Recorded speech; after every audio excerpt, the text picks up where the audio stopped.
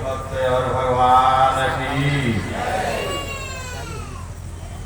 प्रेम से बोलिए वीर बजरंगबली की, सत्य सनातन धर्म की, जगत गुरु भाष्यकार भगवान की, जगतवंदे जगदाचार्य पूज्य स्मरणीय श्री त्रिदंडी स्वामी जी महाराज की, पूज्य स्मरणीय श्री यतिराज श्री सुंदर राज स्वामी जी महाराज की। आप सभी सज्जन वृंद इस प्रवचन पंडाल में बैठे हैं, बहुत देर तक कथा सुन रहे हैं। अंतिम प्रवचनकर्ता के रूप में मैं हूं, तो आप जो है सज्जनों इस जगह जो इतना जोर से एक बार जयकारी लगाएं। जो भी भाई बंधु इधर उधर घूम रहे हैं और जो माताएं इधर से उधर मुंह करके बैठी हैं, इस प्रवचन पंडाल में कम से कम अपना जीवन को सार्थक बनाइए। यह प्रवचन पंडाल जो है जहाँ पर आप सब लोग बैठे हैं, कल ही आप सबों को बताए थे, यह पंडाल जो है साधारण पंडाल नहीं है। यहाँ तक कि भागवत कथा में वर्णन किया गया है कि तत्रैव गंगा जमुना च वेणी गोदावरी सिंधु सरस्वती च सर्वाणि तीर्थानि वसन्ति यत्र यत्रैचितोदार कथा प्रसंग। गंगा जमुना सरस्वती आदि सभी नदियों में जाकर के स्नान करने से जो पुण्य प्राप्त होता है, वह पुण्य जो है आज आप सब लोग इस भगवान भागवत रूपी गंगा में, रामचरितमानस रूपी गंगा में, गीता रूपी गंगा में आप गोता लगा रहे हैं। आप सभी तीर्थ स्थान में जाते हैं घूमने के लिए, 2 बार द्वारका जाए, त्रिवेणी जाए, 3 बार 4 बार गंगोह में नहाए के 5 बार गया जाए, नहीं सारण 6 बार 7 बार पुष्कर में मज्जन कराए के, रामनाथ चक्रनाथ बद्री केदारनाथ 10 दिशा में 10 बार फल खाए के, देते फल होए कहते तीर्थ गमन किए, देते फल हो देख राम नाम गाय के। जिस प्रवचन पंडाल में आप बैठे हैं, इस प्रवचन पंडाल में आप सभी तीर्थों का आनंद आपको यही मिलेगा और सभी नदियों में स्नान करने से जो पाप मिट जाता है, वह पाप सब यही आपका समाप्त हो जाता है। क्यों? क्योंकि आप जानते हैं तीर्थराज प्रयाग का यहाँ पर वर्णन किया है गोस्वामी तुलसीदास जी कि बटु विश्वास अचल निज धर्मा और तीर्थ राज समाज सुकर्मा 4 पदार्थ धरा भंडारू पुण्य प्रदेश देश चारू। जहाँ पर 4 पदार्थ है, धर्म अर्थ काम मोक्ष, धर्म अर्थ काम मोक्ष तीर्थराज प्रयाग कब प्रदान करता है? जहाँ पर संतों का समागम होता है और भगवान श्री हरि की कथा के आयोजन बनाए जाते हैं। आप सब लोग यहाँ पर संतों का समागम कर रहे हैं और इस जगह जो है भगवान की कथा श्रवण कर रहे हैं। प्रथम भक्ति संतन कर संगा, दूसरी मम कथा प्रसंगा। पहला भक्ति महारानी शिवरी के पास भगवान श्री रामचंद्र जी बताए माता शिवरी से, शिवरी पहला भक्ति वह प्राप्त करता है जो संतों की संगति को प्राप्त करता है, जो संतों की संगति में जाता है। आपके यहाँ 4 महीना चातुर्मास व्रत हमारे श्री स्वामी जी महाराज जो है यहाँ पर अनुष्ठान किए और आप सबों को कथा प्रवचन से आपको लाभान्वित किया और उसका फल जो है आज इतना मतलब गहरा तेज लग गया है कथा आप जो श्रवण किए कि इस फल का फल जो है आज आप प्राप्त कर रहे हैं, जो अनेकों संत विद्वानों के मुखारबिंद से कथा प्रवचन में बैठे हैं। आइए आप सब लोग 2 बार भगवान का नाम लेंगे प्रेम के साथ में, माताएं भी आप सब लोग प्रेम के साथ भगवान का नाम लेना। अरे बात करना तो सब दिन है, सोना सब दिन है, खाना सब दिन है, घूमना सब दिन है, लेकिन ये समय जो है बड़ा बहुमूल्य समय है। आज एक दिन का समय समाप्त हो रहा है और कल जो है दूसरा दिन का समय होगा। 4 दिन हम लोग कथा प्रवचन सुनाएंगे, फिर प्रवचन यात्रा भी समाप्त होगा। स्वामी जी महाराज भी आपके यहाँ से चले जाएंगे, फिर तो भगवान जब ऐसा कृपा करेंगे तब न कभी यज्ञ होगा। कोई ऐसा धरती पर ऐसा मतलब कि लोग पैदा होंगे, उनको याद आएगा हमारे बाबा पर बाबा पर दादा सब कराए थे, जब हमको भी कराना चाहिए। तो ये सब जब उनके अंदर में भाव आएगा तब फिर पुनः यज्ञ होगा और आप सबको कथा सुनने के लिए अवसर प्राप्त होगा। आइए हम सब लोग 2 बार भगवान का नाम प्रेम के साथ में लेंगे। बोलो सीताराम सीताराम सीताराम सीताराम सीताराम सीताराम सीताराम सीताराम राधे श्याम राधे श्याम जय राधे श्याम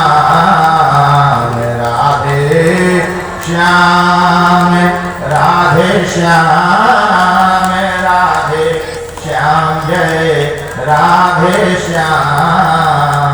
ब्रह्मा के चारों वेदों में यह नाम उचरता है, ब्रह्मा के चारों वेदों से यह नाम उचरता है। शिव जी के मानस मंदिर में यह दीप सा जलता है, शिव जी के मानस मंदिर में यह दीप सा जलता है। ये नारद जी के बीणा से, नारद जी के बीणा से बजता है सुंदर नाम सीताराम सीताराम सीताराम जय। प्रेम से बोलिए लक्ष्मी नारायण भगवान की।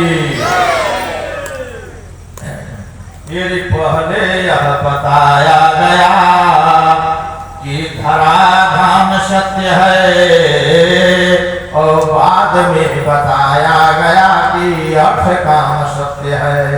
पहले यह बताया गया कि धराधाम सत्य है और बाद में बताया गया कि अर्थ काम सत्य है। लेकिन पिंजड़े का पंछी जब छोड़ चला तलवर को तो अंत में दिखाया गया कि राम नाम सत्य है।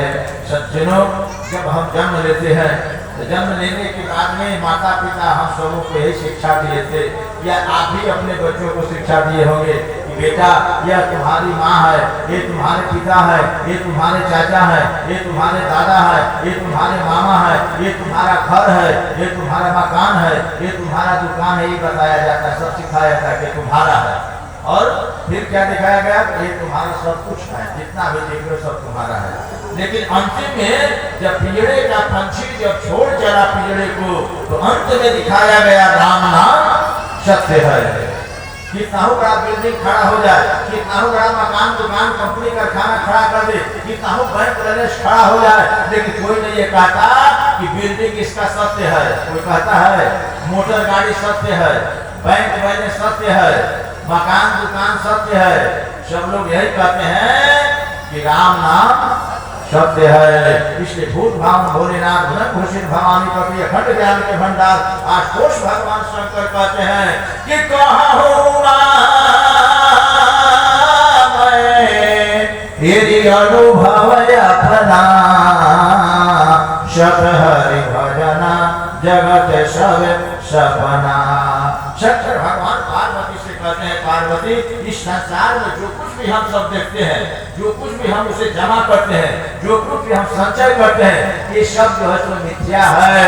कितना हो बैंक बैलेंस रुपया पैसा धन दौलत जमा कर दीजिए, लेकिन ये साथ में कुछ नहीं जाएगा। साथ में क्या जाता है?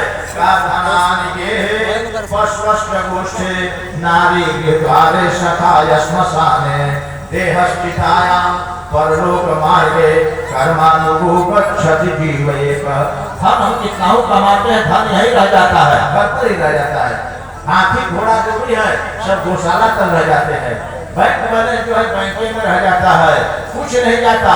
यहाँ तक भाई बंधु जो है खूब साथ देते हैं, सुनने के बाद में तो वो श्मशान घाट तक लेकर के जाते हैं। यह शरीर जो है देहस्थितायां परलोक मार्गे कर्मानुरूप गच्छति जीवे का, यह शरीर जो है चिता में जला करके भस्म कर दिया जाता है और परलोक मार्ग के लिए आपका जो कर्म जो है यही जो है तो आपका साथ है। एक बार भगवान कृष्ण से अर्जुन महाराज पूछे, महाराज पाप कहाँ कहाँ लगता है, पाप कहाँ कहाँ नहीं लगता? भगवान कृष्ण अर्जुन से कहे, अर्जुन अन्य क्षेत्र पापम पुण्य क्षेत्र विनश्यति, पुण्य क्षेत्र पापम वज्रलेपो भविष्यति। मतलब अनेक जगह का किया गया पाप जो है वह धर्म क्षेत्र में जाने से उसका विनाश हो जाता है। धर्म क्षेत्र में अभी आप आए हैं, आपके घर से बाहर के मांसा वाचा करना जो भी पाप हुआ होगा वो यहाँ आने के बाद में वो जो है तो उसका विनाश हो जाता है। और धर्म क्षेत्र में धर्म क्षेत्र में अगर काम किया जाए तो बड़े को भविष्य जो बड़े के समान दिखा जाता है वो मिटता नहीं। क्यों? क्योंकि आप घर से पाप करते हैं या आप मंदिर में जाते हैं भगवान शिव के सामने, भगवान राम के सामने, भगवान कृष्ण के सामने, हनुमान जी के सामने मनाते हैं भगवान हमारा कष्ट जो है तो दूर हो जाए, हम जो भी पाप किए समाप्त हो जाए। तो देवी देवता सुन लेते हैं आपका आग्रह तो समाप्त हो जाता है। संतों के पास जाते हैं, आप उनके चरणों में गिरते हैं, आशीर्वाद मिलता है, आपका समाप्त हो जाता है। आप इस धर्म क्षेत्र में आए हैं यहाँ पर जग के भगवान में, क्योंकि जग से बढ़कर के कोई धर्म न कोई कर्म न कोई पूजा न कोई पाठ न कोई आराधना नहीं है। जग में कितनों कोटि के देवता यहाँ पर आए हैं और पवित्र से स्थान यहाँ पर आकर के वासी है।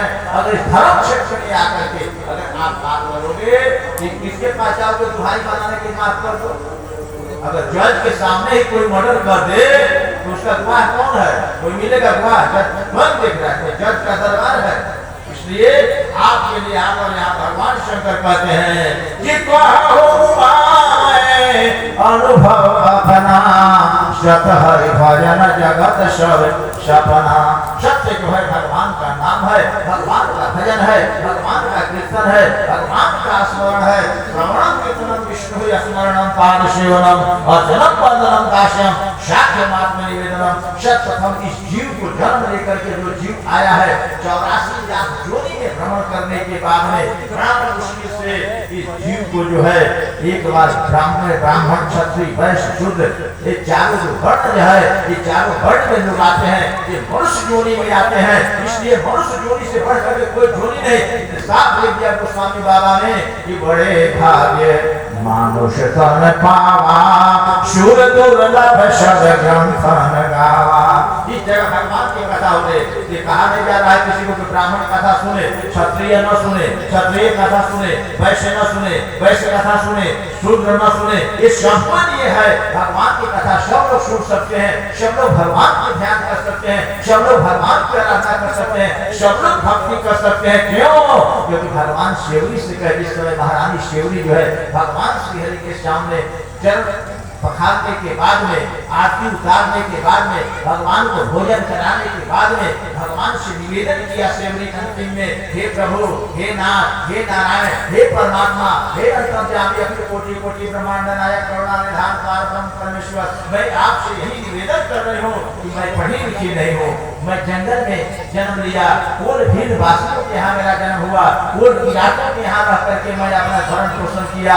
यहाँ के सब रहन सहन जो जहाँ जैसा जन्म लेता है उसका भेदभाव विचार उसी तरह हो जाता है। जैसे आप जानते हैं कि भूमि परत पानी जीव जीव ही माया लपटानी।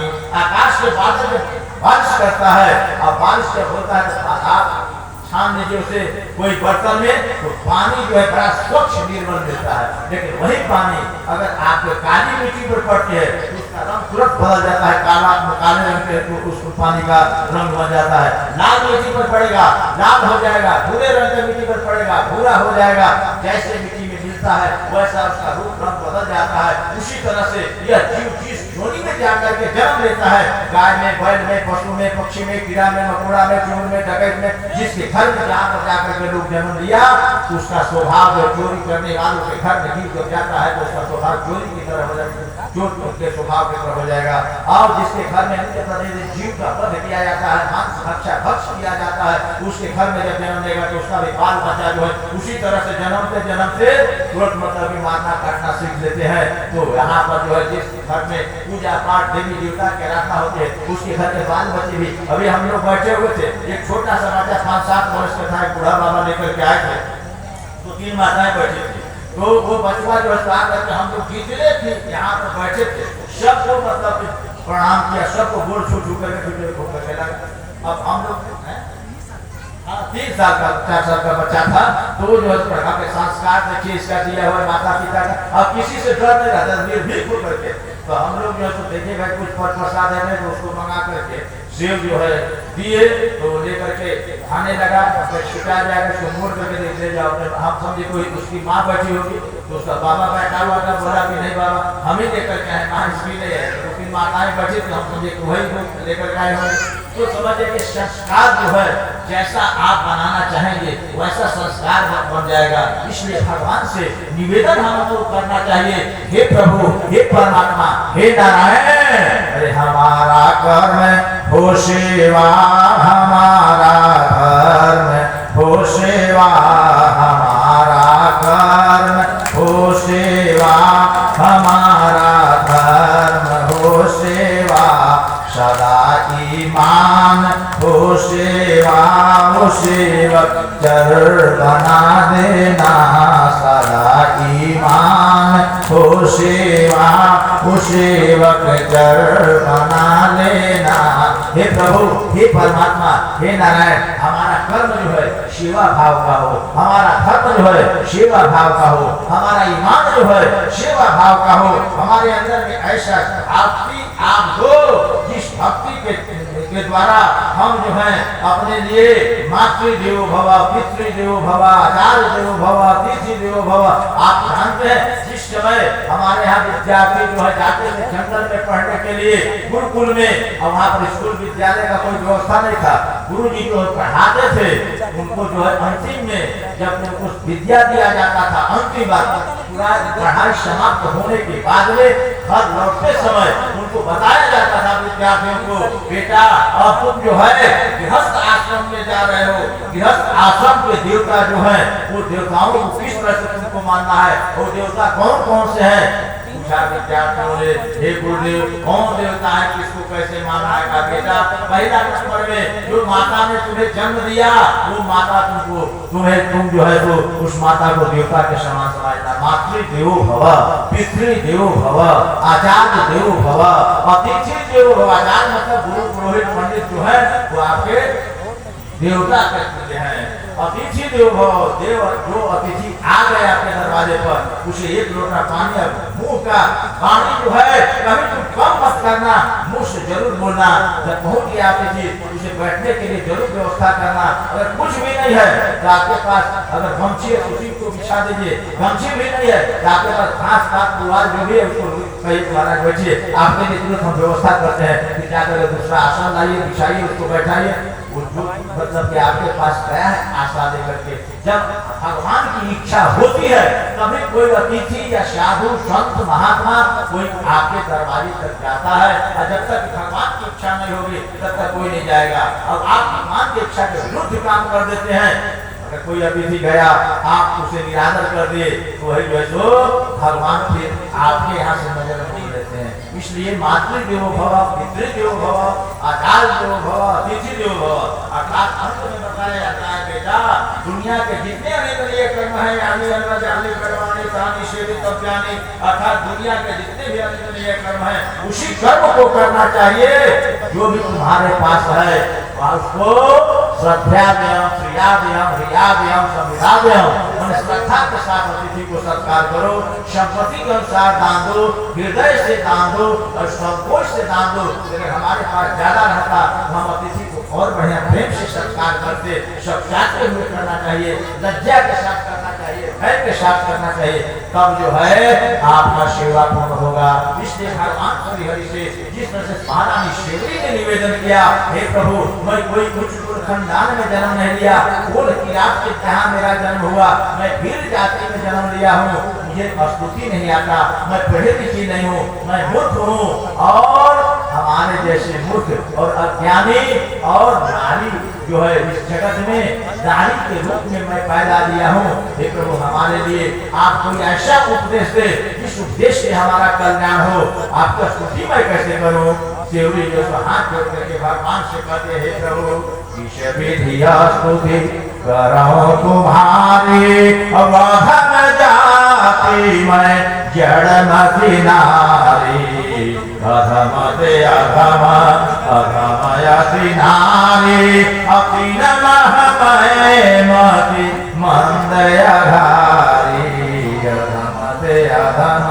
कहती है शेवरी, हे प्रभु मैं पढ़ी लिखी नहीं हूँ, मैं मूर्ख हूँ, कहानी हूँ, और अधम जाति में जन्म लिया और अधम में कैसा अधम से अधम गति नारी अधम से अधम और उसमें भी अधम तीनों में मति में बद्ध बुद्धि वाली मैं गंवारी स्त्री हूँ मुझे स्तुति करने नहीं आता। भगवान श्री हरि यहाँ पर शिवरी से कहते हैं हे शिवरी सुनो तुम अपने पदम के पति हो।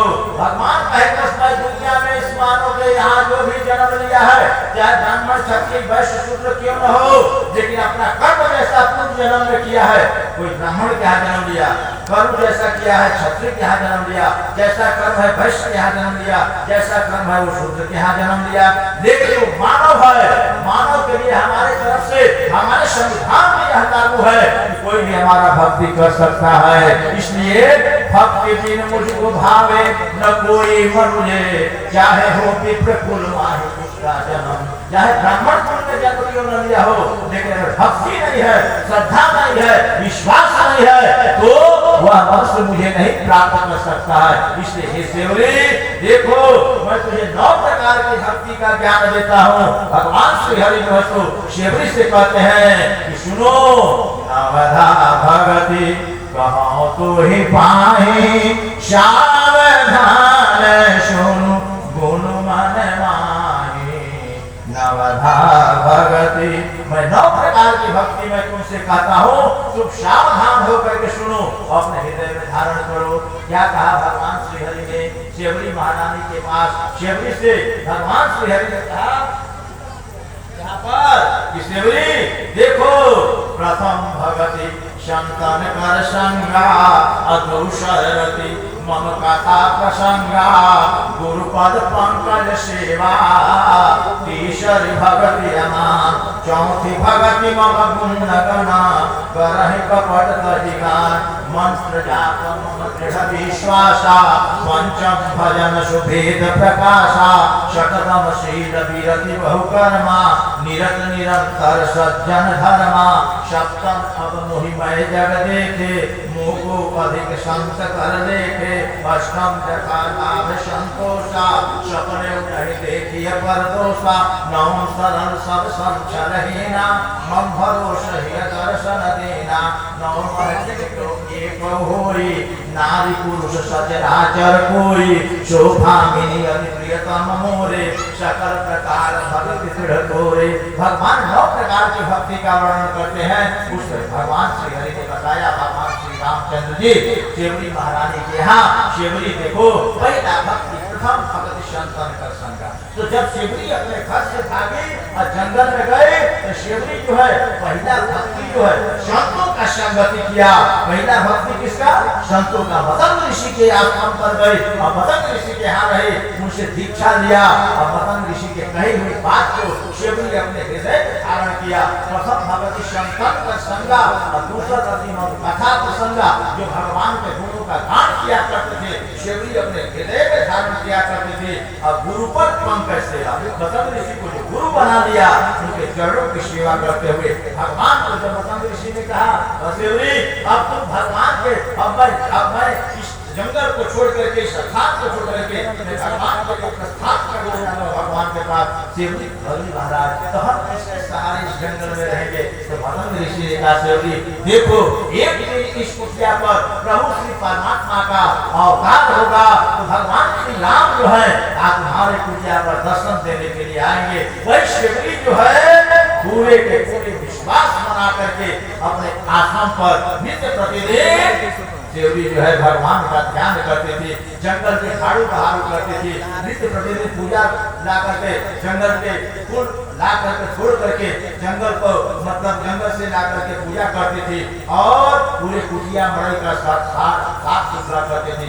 अपने मन में बस जैसे जैसे फूल रास्ते पर बिछाते थे कि इस रास्ते से भगवान आएंगे मैं उनका दर्शन करूंगा।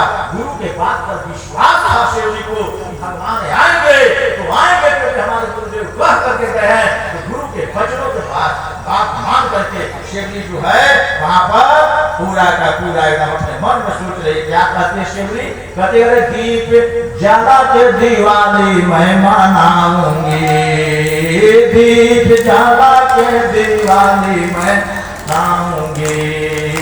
दीप जला के दिवाली मैं मनाऊंगी।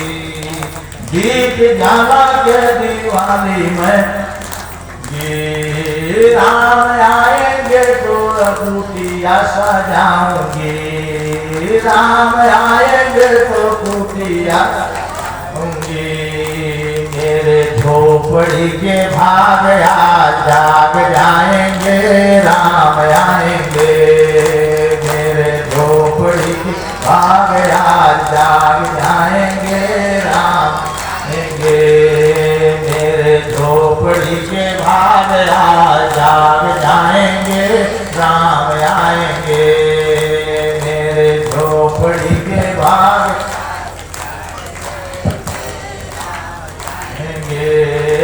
राम आएंगे, आएंगे राम आएंगे, राम आएंगे, आएंगे राम आएंगे। मेरे झोपड़ी के भाग आज जाग जाएंगे, राम आएंगे। मेरे झोपड़ी के भाग आज जाग जाएंगे, राम आएंगे। तो झोपड़ी कौन? जिस झोपड़ी में रहती थी तो उसका तो भाग जगने करेगा करके कुटिया में भगवान आएंगे। लेकिन जो मानस रूपी मंदिर में जहाँ पर सेवरी भगवान श्री राम को बैठा करके नित्य प्रतिदिन स्मरण करते गुरु के वचनों को मान करके, ऐसे मतलब कि मानस रूपी मंदिर में जो है हृदय की झोपड़ी जो है उसका भाग्य जो है सो जब जाएंगे कब? जब भगवान का दर्शन होगा। क्यों? क्योंकि मोहम्मद दर्शन फल परम रूपा अजीव पावनी सहज स्वरूपा। भगवान कहते हैं मेरे दर्शन का फल परम अनुपम है।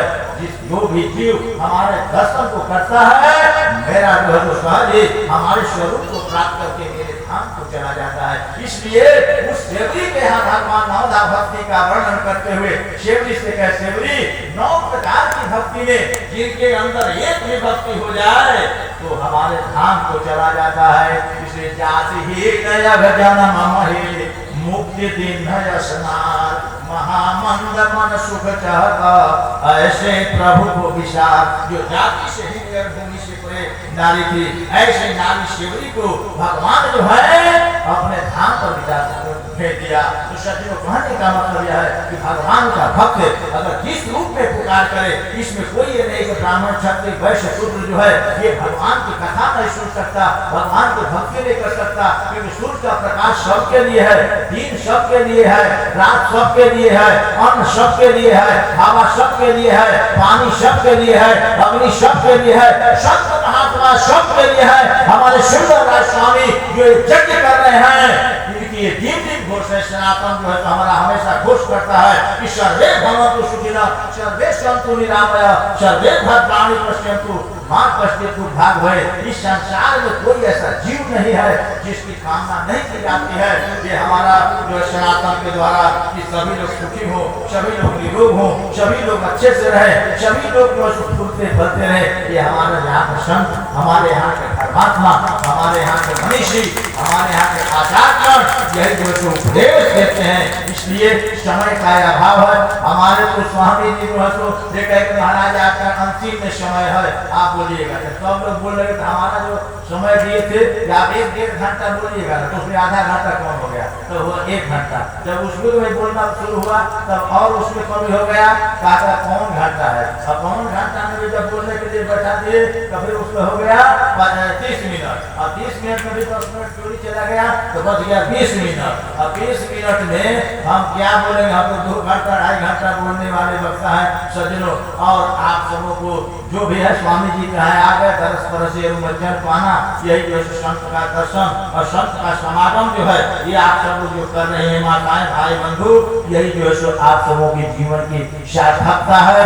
जीवन आप लोग सार्थक कर रहे हैं जबकि भगवान की परिक्रमा करें, संतों का दर्शन करें, उनके मुखारबिंद से कई उनके वचनों को पालन करें। जैसे सेवरी ने पालन किया तो भगवान परमात्मा सेवरी के यहाँ आए, उसी तरह से आप सभी पालन करते रहोगे तो काम करते रहो नाम जपते रहो, काम करते रहो नाम रहो, काम करते रहो नाम जपते रहो, काम करते रहो नाम रहो। तेरी बिगड़ी बने बनेगी कभी न कभी, तेरी जीवनी बनेगी कभी न भी।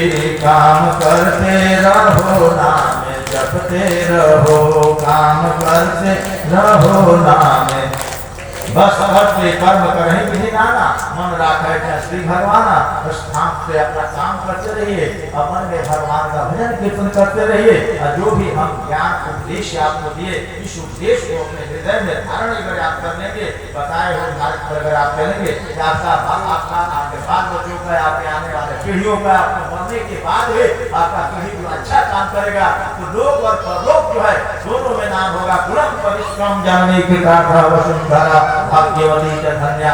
जिस कुल में वैष्णव बन करके लोग जो है अच्छा काम करते हैं, उसका 10 पीढ़ी आगे और 10 पीढ़ी पीछे के लोगों को धर्म धारण हो जाती है।